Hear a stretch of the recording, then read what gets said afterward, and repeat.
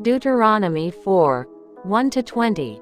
So now, O people of Israel, listen to the decrees and regulations that I have instructed you to do, so that you may live and enter and occupy the land that the Lord, the God of your ancestors, has given you. You shall not add to what I command you, and you shall not take away from it. Thus you adhere to the commandment of the Lord your God, which I delivered to you. Your own eyes have seen what the Lord did to Baal Peor, for the Lord your God has cut off from among you all who followed Baal Peor. While all of you who cling to the Lord, your God, are still alive today. Remember, I have taught you statutes and regulations, as the Lord my God commanded me, that you should do so in the land, which you will enter to occupy it. Do that faithfully, because that will be your wisdom and common sense in the eyes of the nations who, when they hear all these decrees, will say, "Indeed, this great nation is a wise and sensible people." Because which great nation has a God who is so close to him like the Lord, our God, every time we call on him? And which great nation has decrees and regulations as fair as all these laws, which I present to you today? But be alert and be careful, so that you do not forget the things that your own eyes have seen, and so that they do not disappear from your memory for the rest of your life. Tell your children and your great-grandchildren all that.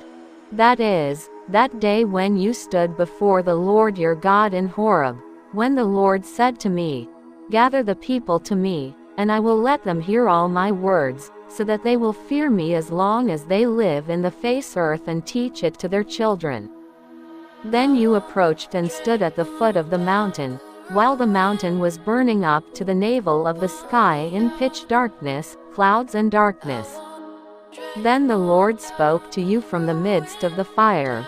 The sound of words you hear, but a form you do not see, there is only a voice.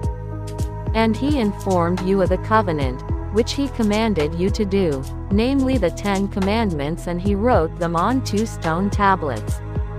And at that time I was commanded by the Lord to teach you statutes and regulations, so that you do them in the land, where you go to occupy it.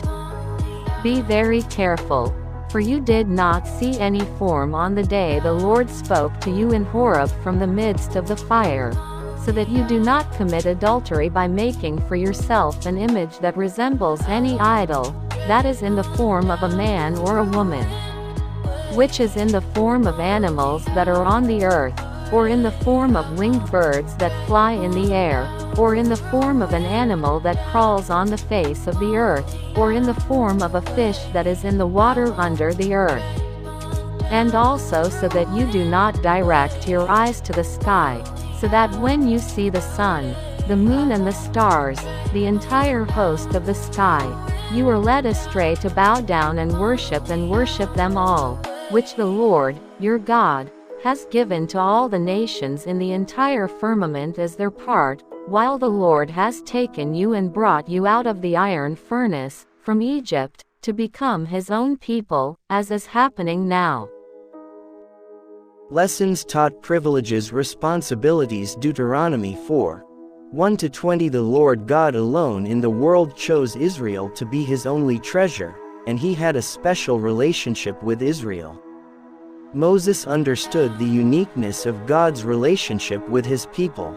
Moses said, "For what great nation has a God so close to it as the Lord our God, whenever we call to him?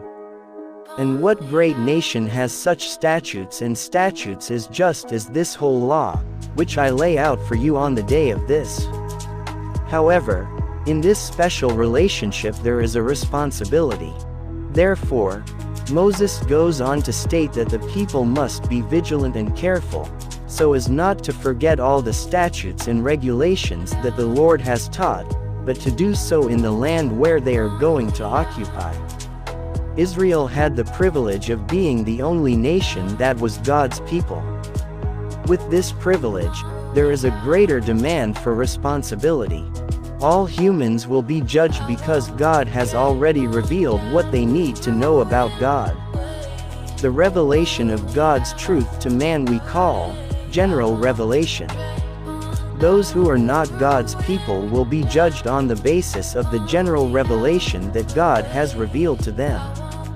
However, the truth is often forgotten by humans. We need to know that God's people are not only given general revelation, but also His rules and regulations, which are called special revelations. Therefore, the people will be charged with a higher standard, namely that special revelation.